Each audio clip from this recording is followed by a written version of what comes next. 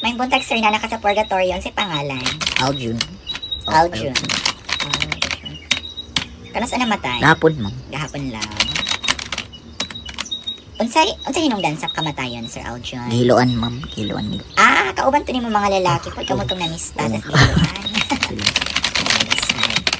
Okay, may start na ta, sir. So first, sir, palihog kog tuwad, hubuang imuhang short kay ato ang tan-awon kung naay mga hubag-hubag ang imong itlog, kung pantay ba siya, kung nabatay kailangan i-fix para ma-atone gid ka. Yeah. Maulaw man kung maghubog. Ay pagkaulaw, sir, kay tanan naglinya diri kabalo na sila tanan na ato yung timbangon ang inyong itlog para sa mga lalaki. Okay? Girls, ano na mo? Sige na, sir. Habo na ta. Okay. Unsa ni siya, sir? Ako, kalunggo. Okay.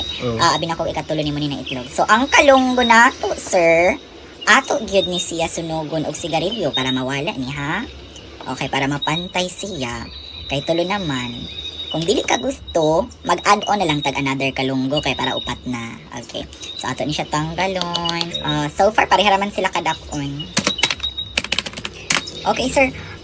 Diri mo sa purgatorio, sir, pwede nimo buhaton ng mga butang na dapat imong gibuhatong buhi pa ka pero nakalimtan lang nimo, or basi na mga gusto nimo ihabilin sa imong pamilya, ipaingon, ipakuha, ipabuhat, pwede nato na diri abuhaton, sir.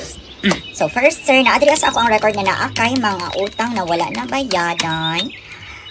Unsa man isin nato ning mga nanukot, pero makuyawan sila kay patay naman katas imong gisin.